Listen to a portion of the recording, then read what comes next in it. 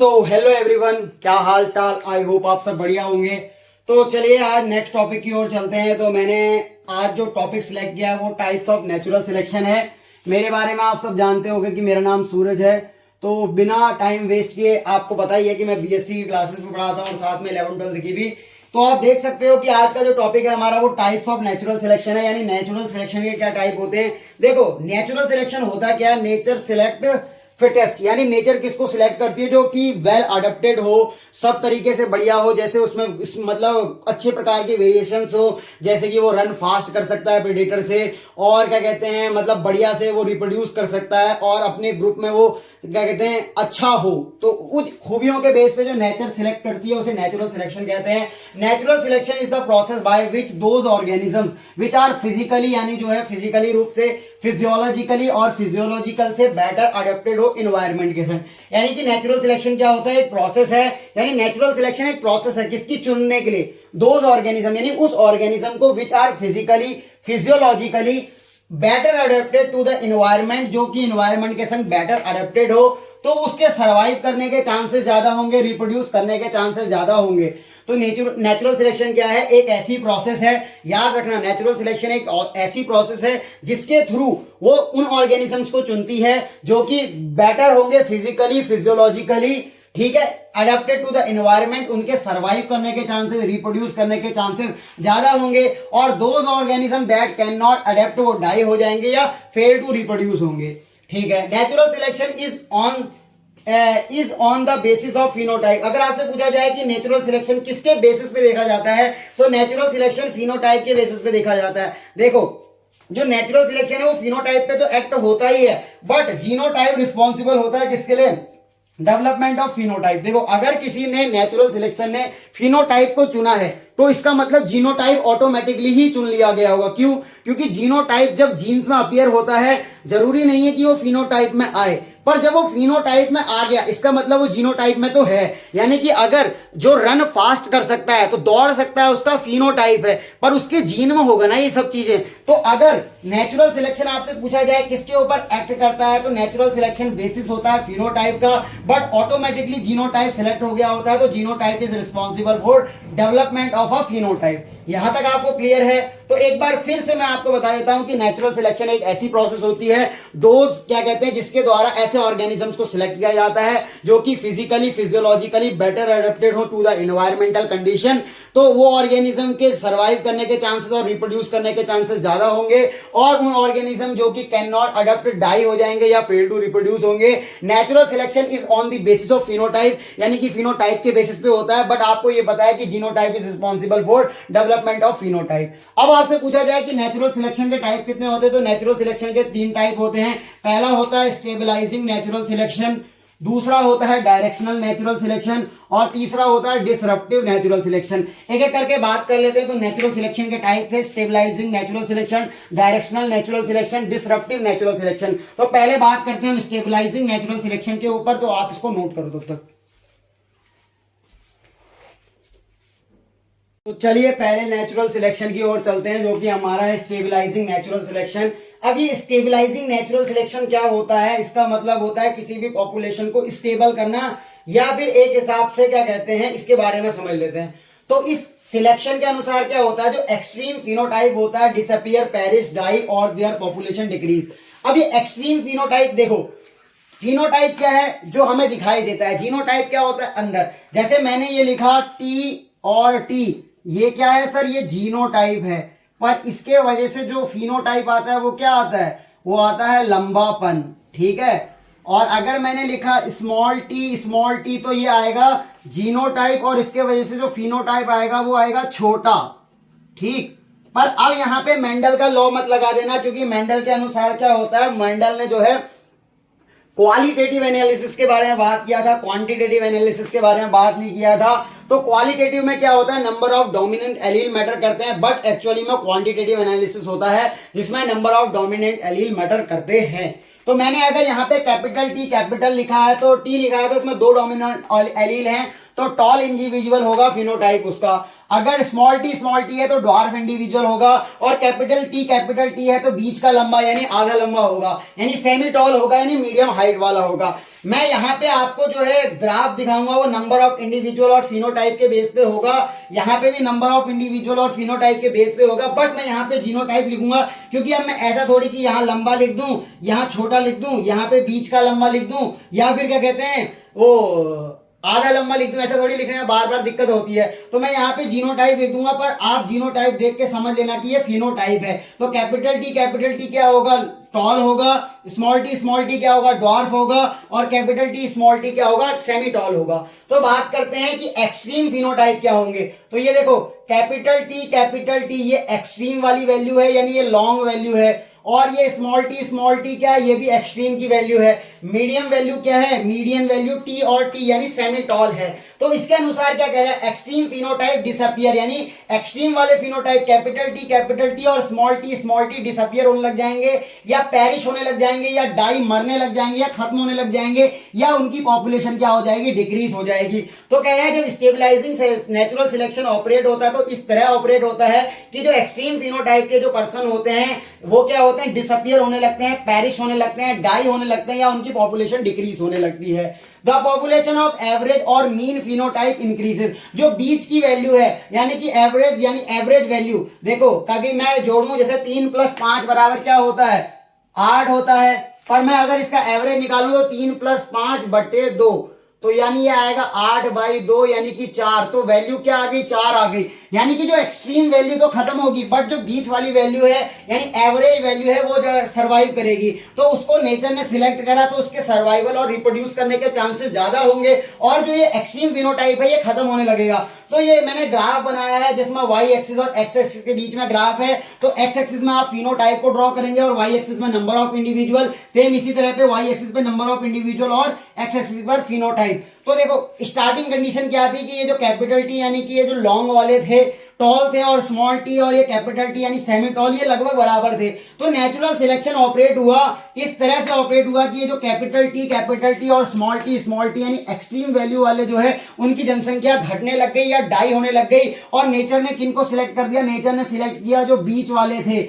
यानी कि semi toll वाले थे, उनको सिलेक्ट किया। तो नेचुरल सिलेक्शन इस प्रकार से ऑपरेट हुआ कि एक्सट्रीम फिनोटाइप वाले तो खत्म होने लग गए, जबकि एवरेज वाले क्या हो गए, सर्वाइव करने लगे और रिप्रोड्यूस करने लगे, उनकी जनसंख्या ज्यादा हो गई। तो मैंने यहाँ पे लिखा है कि मेंडल का लॉ मत लगा देना, ठीक हो गया। अब इसका एग्जांपल भी बताओ सर कि क्या कहते हैं, एक्सट्रीम फिनोटाइप जो है डिसअपियर हो रही है और स्टेबलाइजिंग सिलेक्शन नेचुरल सिलेक्शन जो है ऑपरेट हो रहा है। ये एक रियल एग्जांपल है। आप ये रियल एग्जांपल कहां का देख सकते हो, तो एक लंदन हॉस्पिटल की एक खबर आई थी।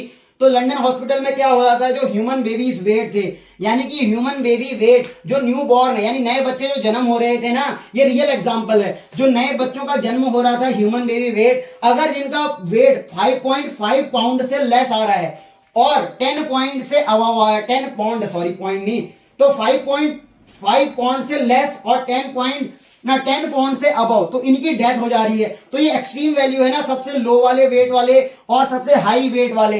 तो ये एक्सट्रीम वैल्यू क्या हो रही है, डिसअपियर हो रही है, पेरिश हो रही है, डाई हो रही है, खत्म हो जा रही है। और सर्वाइव करने के चांस किनके बढ़ रहे थे, जिनका वेट 7.3 पाउंड से 7.5 पाउंड के बीच में था। यानी जो मीन वैल्यू, एवरेज वैल्यू वाली, देखो 10-15 कितना होता है सर, 10-15 होता है हमारा 15 नहीं 10-15, सॉरी ये क्या बोल रहे हो, 10-5 कितना होता है, लगभग 15 का 2 करोगे तो 7.5, यानी कि 7.3 से 7.5 वाले एवरेज वाले बच्चे क्या हो रहे थे, सरवाइव कर रहे थे, और एक्सट्रीम वैल्यू वाले डेथ कर जा रहे थे। तो यहां से आपको क्या पता चला कि नेचुरल सिलेक्शन इस तरह से ऑपरेट हुआ कि एक्सट्रीम वैल्यू वाले तो दोनों खत्म होने लग गए, बट जो मीन एवरेज वैल्यू वाले हैं उनको सिलेक्ट किया गया, वो उन्होंने जो है रिप्रोड्यूस किया और सर्वाइव किया, तो उनकी जनसंख्या बढ़ गई, तो एवरेज वालों की जनसंख्या बढ़ गई। तो इस प्रकार के एग्जाम्पल को कहेंगे स्टेबलाइजिंग नेचुरल सिलेक्शन का एग्जांपल कहेंगे। एक और एग्जांपल है, एसी बम्स ने ऑब्जर्व किया था, ये स्टडी किया था स्पैरो की पॉपुलेशन में। तो एसी बम्स ने क्या स्टडी की, स्पैरो की 133 क्या होता है सर, 133, हाँ 133 में। तो स्टॉर्म मतलब तूफान आया, तो तूफान आने पे क्या पता चला कि sparrow with large wings, sparrow with medium size wings और स्पैरो विद स्मॉल विंग्स। तो हुआ क्या, जब स्टॉर्म्स आया, तूफान आया, तो स्पैरो के पास, जिनके तोताओं के पास जो है लार्ज विंग थे वो तो मर गए, जिनके पास सबसे छोटे स्मॉल विंग थे वो भी मर गए, बट स्पैरो जिनके पास मीडियम साइज विंग थे वो सरवाइव करे। तो तूफान में जिनके पास एक्सट्रीम वैल्यू वाले जो पॉइंट थे, यानी एक्सट्रीम में जिसमें सबसे ज्यादा लार्ज विंग और स्मॉल विंग वाले थे, उनकी तो मृत्यु हो गई, बट जो मीडियम साइज वाले थे वो सरवाइव करे। तो नेचुरल सिलेक्शन इस प्रकार से ऑपरेट हुआ कि एक्सट्रीम वैल्यू वाले तो फिनोटाइप खत्म हो गए, जबकि एवरेज फिनोटाइप को सिलेक्ट हुआ। तो ये क्या था? स्टेबलाइजिंग नेचुरल सिलेक्शन था। इसको नोट करो, फिर हम बात करते हैं डायरेक्शनल नेचुरल सिलेक्शन की। तो पहले इसको आप नोट कर लो। अब चलते हैं डायरेक्शनल सिलेक्शन की ओर। तो आखिरकार ये डायरेक्शनल सिलेक्शन होता क्या है? तो देखो, डायरेक्शनल मतलब एक डायरेक्शन की ओर जाना। और ये क्यों होता है? क्योंकि जब इन्वायरमेंट चेंज होता है ना, तो उसके कारण होता है। इससे पहले हमने स्टेबलाइजिंग सिलेक्शन पढ़ा। स्टेबलाइजिंग सिलेक्शन के पॉइंट ये थे, आपको सब पता चल गए थे। उसके बाद हम चलते हैं डायरेक्शनल सिलेक्शन पे। तो इन्वायरमेंट चेंज के कारण होता है। In this type of selection one extreme phenotype is selected while other extreme as well as medium average phenotype die or perish। इसका क्या मतलब है? देखो, ये कह रहा है in this type of natural selection one extreme phenotype, मतलब कोई एक एक्सट्रीम फिनोटाइप, जैसे हाइट के केस में टॉल होता है, मीडियम होता है, ड्वार्फ होता है। तो ये कह रहा है ना कि एक्सट्रीम फिनोटाइप कोई भी, या तो ये वाला या ये वाला, is selected while other extreme as well as, यानी दूसरा एक्सट्रीम और साथ में मीडियम वाला एवरेज फिनोटाइप इज डाई और पेरिश। मान लो अगर नेचुरल सिलेक्शन ने इस एक्सट्रीम को सिलेक्ट किया तो इसको और इसको खत्म कर देगा, और अगर सपोज इसको सिलेक्ट किया तो इसको और इसको खत्म कर देगा। इसका मतलब क्या हो रहा है? डायरेक्शनल सिलेक्शन में क्या होता है, कोई एक एक्सट्रीम फिनोटाइप को सिलेक्ट करते हैं, while other extreme as well as medium और एवरेज फिनोटाइप को खत्म कर देते हैं। जैसे ये वाला सिलेक्ट हुआ तो ये एक एक्सट्रीम ड्वार्फ वाली सिलेक्ट हुई तो टॉल एक्सट्रीम खत्म हो जाएगी और साथ में मीडियम भी खत्म हो जाएगी। अगर मैंने इसको सिलेक्ट किया तो मीडियम खत्म हो जाएगी, ड्वार्फ खत्म हो जाएगी। ये तो कब हो रहा है? जब एक के तीन फिनोटाइप हो। मतलब ऐसा कोई एग्जांपल ले रहे हैं जब जिसके तीन फिनोटाइप हो। मान लो हमने ये फिनोटाइप वाले में टॉल ले लिया, मीडियम ले लिया, ड्वार्फ ले लिया, बट ऐसा भी तो हो सकता है कि सिर्फ किसी कैरेक्टर के दो ही फिनोटाइप पॉसिबल हो। जैसे कि मान लो एक ब्लैक हो और एक व्हाइट हो, तो इस केस में क्या होगा? अगर हमने व्हाइट को सिलेक्ट किया तो ब्लैक खत्म हो जाएगा, और अगर हमने ब्लैक को सिलेक्ट किया तो व्हाइट खत्म हो जाएगा। इसका सबसे बढ़िया एग्जांपल जो आपके एनसीईआरटी में दिया हुआ है वो एग्जांपल है इंडस्ट्रियल मेलानिज्म। अब ये इंडस्ट्रियल मेलानिज्म क्या होता है और इसका इससे क्या रिलेशन है डायरेक्शनल सिलेक्शन से? तो देखो, इंडस्ट्रियल मेलानिज्म जो है स्टडी किया था इंग्लैंड में, और ये स्टडी किया था मौत के ऊपर। ठीक है, तो आपको ये याद रखना है, इंडस्ट्रियल मेलानिज्म स्टडी किया था इंग्लैंड पे और किया था मौत के ऊपर। जो मौत है उसका साइंटिफिक नाम था बिस्टन बेटुलेरिया। ठीक है, बिस्टन बेटुलेरिया। और ये दो प्रकार की पाई जाती है, एक तो व्हाइट विंग्ड मॉथ होती है और एक ब्लैक विंग्ड मॉथ होती है, जिसको मेलानिक फॉर्म भी कहते हैं या डार्क विंग्ड मॉथ कहते हैं। आपको क्या समझना है? देखो, अगर मैंने व्हाइट वाले को सिलेक्ट किया तो ब्लैक खत्म हो जाएगी, अगर मैंने ड्वार्फ को सिलेक्ट किया तो टॉल और मीडियम खत्म हो रहा है। ठीक है, एक एक्सट्रीम को सिलेक्ट करने पे एवरेज और अदर एक्सट्रीम वैल्यू खत्म हो रही है। इसी में देखो दो ही थी फिनोटाइप, व्हाइट को सिलेक्ट किया तो ब्लैक खत्म, ब्लैक को सिलेक्ट किया तो व्हाइट खत्म। इसका एग्जांपल इंडस्ट्रियल मेलानिज्म है, स्टडी की थी इंग्लैंड में, मॉथ के ऊपर करी थी जो कि बिस्टन बेटुलेरिया था। इसमें दो प्रकार के फॉर्म पाए जाते हैं, एक तो व्हाइट विंग्ड मॉथ पाई जाती है, दूसरी होती है ब्लैक विंग्ड मॉथ जिसको मेलानिक फॉर्म भी कहते हैं क्योंकि ब्लैक कलर की होती है, और डार्क विंग्ड मॉथ कहलाती है। अब इस एग्जांपल को समझते हैं और ऑब्जर्वेशन अपनी नोट करते हैं। देखो, बिफोर इंडस्ट्रियलाइजेशन और आफ्टर इंडस्ट्रियलाइजेशन। इंडस्ट्रियलाइजेशन मतलब जब क्या कहते हैं इनका विकास हो रहा था, औद्योगिक निर्माण हो रहा था, तो उससे पहले क्या था? जब इंडस्ट्रियलाइजेशन नहीं हुआ था तो नो यूज ऑफ कोल, काले मतलब कोयले का ज्यादा यूज नहीं था। नो स्मोक, ऐसा नहीं कि स्मोकिंग नहीं होती होगी, मतलब धुआं नहीं था। यहाँ पे मेन बात यह है। नो सूट मतलब काली टाइप की नहीं थी। तो before industrialisation no use of coal मतलब कोल का ज्यादा यूज नहीं होता था। No smoke, no soot. तो ट्री और ट्री ब्रांचेस जो होती है वो लाइट कलर्ड रहती है, मतलब हल्का सफेद कलर की रहती है, लाइट कलर्ड रहती है।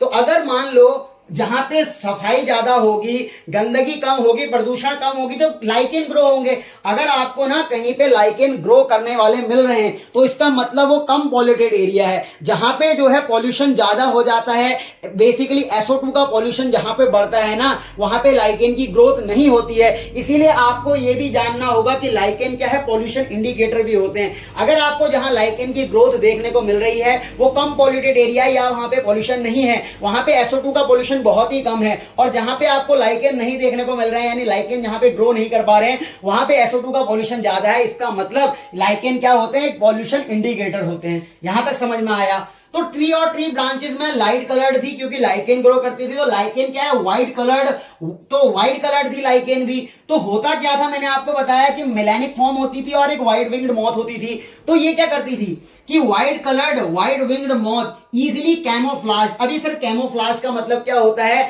जैसे आपने मिमिक्री सुना होगा, और ऐसी छुप जाना, मतलब क्या कहते हैं, उसी के रंग में ढल जाना। मान लो गिरगिट को आपने देखा तो गिरगिट क्या करता है, रंग बदल लेता है। आजकल इंसान भी रंग बदलते हैं, तो जैसे गिरगिट अपना रंग बदलता है वैसे ही इंसान भी अपना रंग बदलते हैं, तो वो परिवेश के अनुसार ढल जाते हैं ना। मतलब जैसा समाज, जैसा देश वैसा भेष, ठीक है, अपना रूप कैसा बना लिया, जैसा देश है उसी के अनुसार उसने अपना भेष बना लिया। तो व्हाइट कलर्ड की जो मॉथ थी वो इजीली कैमोफ्लाज हो जा रही थी, किसके संग, व्हाइट ट्री ब्रांचेस के संग।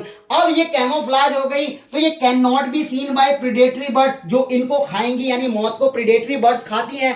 अब मौत को प्रीडेटरी बर्ड खाएंगी, बट यहाँ पे व्हाइट कलर की लाइकेन है और उसी में व्हाइट कलर की क्या कहते हैं, मौत आ जा रही, तो वो इजीली डिटेक्ट नहीं होंगी। जब वो इजीली डिटेक्ट नहीं होंगी तो प्रीडेटरी बर्ड उन्हें ढूंढ नहीं पाएंगे और प्रीडेटरी बर्ड उन्हें खा नहीं पाएगी। होगा क्या, जिससे उनकी पॉपुलेशन वेरी हाई हो जाएगी, यानी व्हाइट विंग्ड मॉथ की पॉपुलेशन बहुत ज्यादा हो जाएगी। वहीं बात करें ब्लैक विंग्ड मॉथ की, जैसे ही क्या कहते हैं मतलब व्हाइट वाला एरिया था तो ब्लैक कलर्ड मॉथ मान लो व्हाइट एरिया में बैठेगी, तो उसमें देखो अगर किसी ब्लैक एरिया में व्हाइट चीज आए तो आप उस डॉट को आसानी से पता कर सकते हो ना। तो ऐसे ही देखो व्हाइट ब्रांचेस पे जैसे ही ब्लैक विंग्ड मॉथ जो है बैठती थी तो वो इजीली आइडेंटिफाइड हो जाती थी व्हाइट बैकग्राउंड में, were eaten by the predatory birds, so their population was less. अब क्या हुआ, ये तो था बिफोर इंडस्ट्रियलाइजेशन, जब इंडस्ट्रियलाइजेशन नहीं हुआ था, जब प्रदूषण बढ़ा यानी कि ड्यूरिंग इंडस्ट्रियलाइजेशन, तो क्या हुआ, तो सबसे पहले वहां पे कोल ज्यादा हो गया, मतलब कि कोयला ज्यादा बनने लग गया, यूज होने लगा। स्मोक हुई यानी धुआं ज्यादा हुआ, यानी गाड़ियां चलने लगी तो SO2 का पॉल्यूशन बढ़ने लगा। सूट कालीख बढ़ गई, तो इससे होगा क्या, देखो smoke and soot made tree branches are very dark, यानी इस स्मोक ने और सूट ने क्या किया, ट्री ब्रांचेस को बहुत डार्क काला कर दिया, जिससे कि ड्यू टू SO2, मतलब SO2 मैंने बताया था ना, SO2 के पॉल्यूशन से लाइकेन की संख्या घटती है, तो SO2 बढ़ेगा तो लाइकेन घटेगा, तो SO2 is inversely proportional to the lichen growth. ऐसे भी कर सकते हो आप, थोड़ा सा दिमाग लगाओ तो मैथ जैसे लगाओ, तो बायो में भी मैथ लगा सकते थे, मेंडल ने किया था, तो वही बात करना है कि जो है lichen growth is inversely proportional to the SO2 pollution.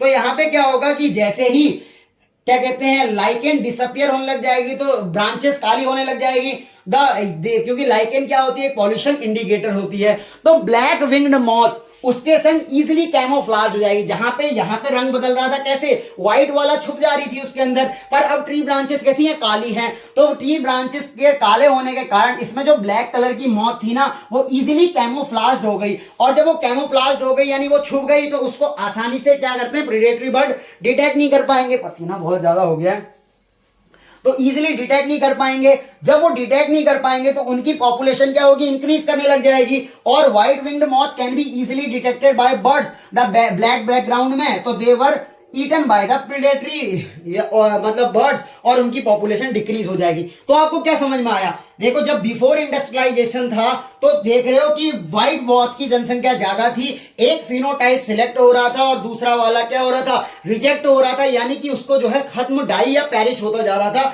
पर ऐसा नहीं कि बिल्कुल खत्म, जनसंख्या घट गई, इसका मतलब कि यहाँ पे ब्लैक कलर को डिसएडवांटेज हुआ था, व्हाइट कलर को एडवांटेज मिला था। बट अगर हम बात करें ड्यूरिंग इंडस्ट्रियलाइजेशन, जब कोल की ज्यादा यूज हुआ, स्मोक ज्यादा हुआ, सूट ज्यादा हुआ, तो काली बिछ गई, पेड़ों पे लाइकेन डिसअपियर होने लग गई, तो काली मौत जो है उसमें इजीली कैमोफ्लाज होने लग गई और व्हाइट मॉथ उसमें इजीली डिटेक्ट होने लग गई, तो व्हाइट वालों की जनसंख्या डाई या पेरिश होने लग गए और ब्लैक की जनसंख्या अचानक से बढ़ गई। तो एक डायरेक्शन की तरफ भागा ना करो। मान लो मैं बीच में हूं, मैं इधर को भी जा सकता हूं और इधर को भी जा सकता हूं, ये नाच के नहीं दिखा रहा हूं मैं मान लो बीच में खड़ा हूं, मैं इधर को जा सकता हूं, इधर को जा सकता हूं, तो मैं एक हिसाब से एक डायरेक्शन को जा सकता हूं ना।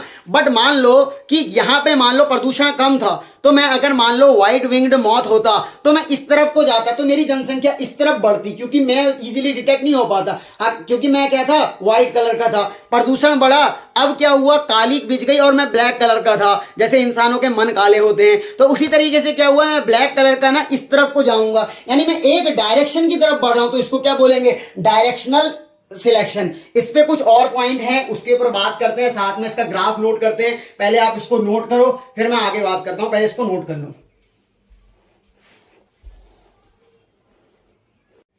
तो चलिए डायरेक्शनल नेचुरल सिलेक्शन के कुछ और एग्जांपल देख के, इसके ग्राफ को समझ के अगला सिलेक्शन की ओर चलते हैं, जो कि लास्ट बचेगा, डिस्ट्रप्टिव नेचुरल सिलेक्शन। देखो इसके क्वेश्चन भी मैं आपको प्रैक्टिस कराऊंगा, यानी इस इवोल्यूशन यूनिट के भी मैं कुछ क्वेश्चन आपको प्रैक्टिस करा दूंगा, जिससे आपका कॉन्फिडेंस जो है बूस्ट हो जाए। तो बात कर लेते हैं डायरेक्शनल नेचुरल सिलेक्शन के कुछ और एग्जाम्पल की। तो DDT susceptible and DDT resistant mosquito. देखो हुआ क्या, एक ये एग्जाम्पल है नंबर 2। तो डीडीटी रेजिस्टेंट क्या होता है, जो डीडीटी से रजिस्ट करते हो, यानी जिनके अंदर पावर हो कि वो डीडीटी से जो है लड़ सके। और कुछ होते हैं डीडीटी ससेप्टेबल, ससेप्टेबल क्या कह रहे हो सर, ससेप्टेबल। इंग्लिश मेरी थोड़ी सी वीक है, मैंने आपको बताया था कि मैंने 90 डे का जो क्रैश कोर्स होता है ना, एक हिसाब से कि अंग्रेजी सीखे मात्र 90 दिन में, तो ऐसे कोर्स मैंने जो है घर पे बैठे हुए कर लिए थे, तो उससे मेरी इंग्लिश जो है काफी बेकार होती जा रही है। तो आप ऐसा कुछ ना करेंगे जैसे अंग्रेजी सीखे मात्र 90 दिन में, फुल क्लास किया करें, अच्छे से पढ़ा करें। मजाक कर रहा हूं, मैंने ऐसी कोई इंग्लिश नहीं सीखी थी। हाँ, तो DDT susceptible and DDT resistant mosquito. देखो एक एरिया है, मान लो आपने इस एरिया में, जैसे आपके कमरे को ले लो, आप एरिया को हटाओ, अपने कमरे की बात करो। आपके कमरे में मच्छर बड़ा जोड़ हो रहे थे गुरुजी, क्या है, मच्छर बड़ा जोड़ है, तो लोग क्या है अपनी जेब में माचिस रख के घूमते हैं और मोर्टिन का एग्जाम्पल देते हैं। देखो नहीं, ऐसा नहीं होता, वो बीड़ी पीने के लिए भी रखते हैं। हाँ, तो होता क्या है कि आपके कमरे में मच्छर बड़ा जोड़ है। अब इन मच्छरों को हटाने के लिए आपने क्या करा, भैया बाजार से मैं डीडीटी लाया और स्प्रे कर दिया। देखा कि क्या हुआ, उसमें थे 99% डीडीटी ससेप्टेबल और 1% थे डीडीटी रेजिस्टेंट। यानी आपने देखा अरे मच्छर तो मर गए, जो तो मजा आ गया डीडीटी डाल के। अब एक आध मच्छर दिख रहे हैं, सोच रहे हो आपको बहुत मजा आया, कहा कि यार मच्छर तो सारे मर गए, एक आध भी मरी जाएंगे। आपने कहा बल्ले बल्ले हो गई, मजा आ गया, मच्छर बड़ा जोड़ थे, मर गए। अब क्या हुआ ना, अब वो 1% मच्छर क्या करेंगे, ग्रो करेंगे। 99% में से लगभग 98% मर गए, एक आध जो है बाहर चले गए थे, छुप के चले गए थे, कोड़े से निकल गए थे। तो क्या हुआ, एक आध डीडीटी ससेप्टेबल बचेंगे, ऐसा नहीं कि सभी मर जाएंगे, लगभग एक आध % बच गए। और यहाँ क्या हुआ कि डीडीटी रेजिस्टेंस वाले जो है 1% बढ़े, मच्छर कम।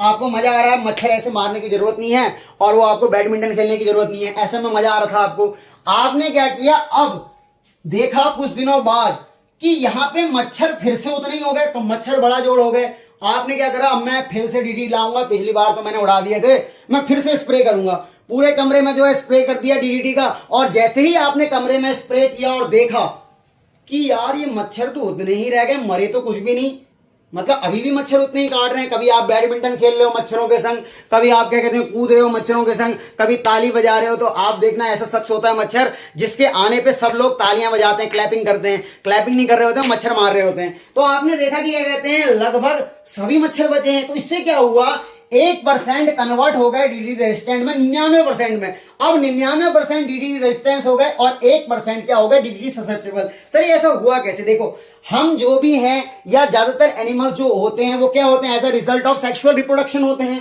तो सेक्सुअल रिप्रोडक्शन में कुछ वेरिएशंस होते हैं जो आने वाले समय में चेंजिंग एनवायरनमेंट के संग ढल सके।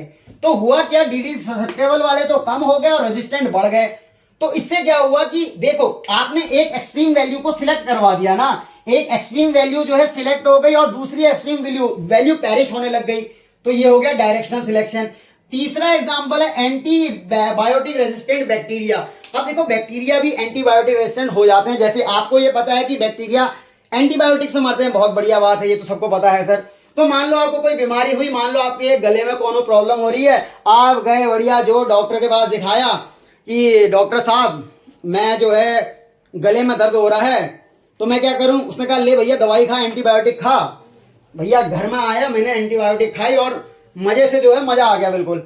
कई दिनों तक जो है मेरे को कोई प्रॉब्लम नहीं हुई, यहाँ के जितने बैक्टीरिया थे मर गए, पर उनमें से लगभग 99% मरे, 1% बच गया।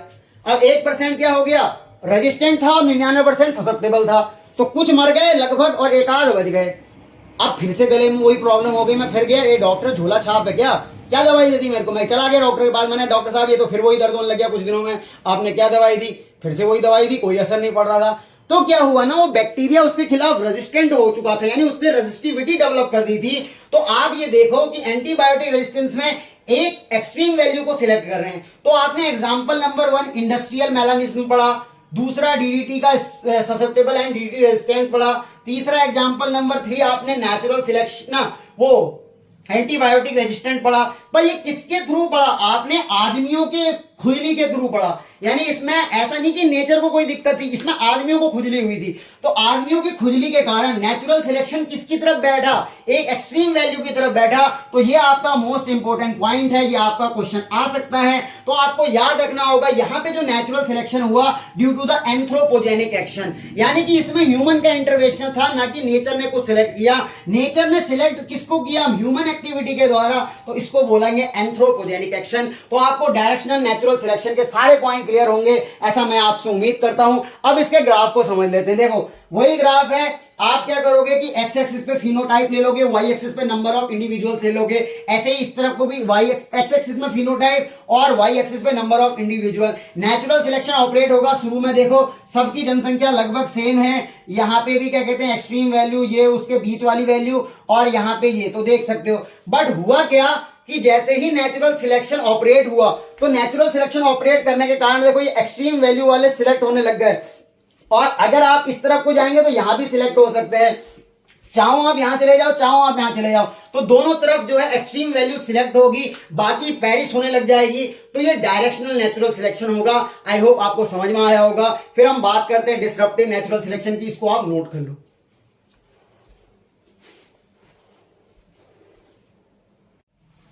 तो लास्ट सिलेक्शन की ओर चलते हैं, जिसको बोलते हैं डिसरप्टिव नेचुरल सिलेक्शन। तो लाइट भाग चुकी है, अब छोटा सा पॉइंट रह गया, इसलिए मैं नोट बता दे रहा हूं, ऐसा नहीं कि अब बहुत बड़ा टॉपिक रह गया है। तो लास्ट के 1-2 मिनट आप देख लेना, लाइट चली गई है इसलिए। डिसरप्टिव नेचुरल सिलेक्शन क्या होता है, तो डिसरप्टिव नेचुरल सिलेक्शन में क्या होता है, बोथ एक्सट्रीम सर्वाइव करते हैं। और यानी कि यहाँ पे बोथ एक्सट्रीम माने अगर टॉल और ड्वार्फ और सेमी टॉल की बात चल रही हो, टॉल, ड्वार्फ और सेमी टॉल यानी बीच का टॉल, तो इसमें बोथ एक्सट्रीम ये वाले सिलेक्ट होंगे और एवरेज वैल्यू जो है खत्म होने लगेगी।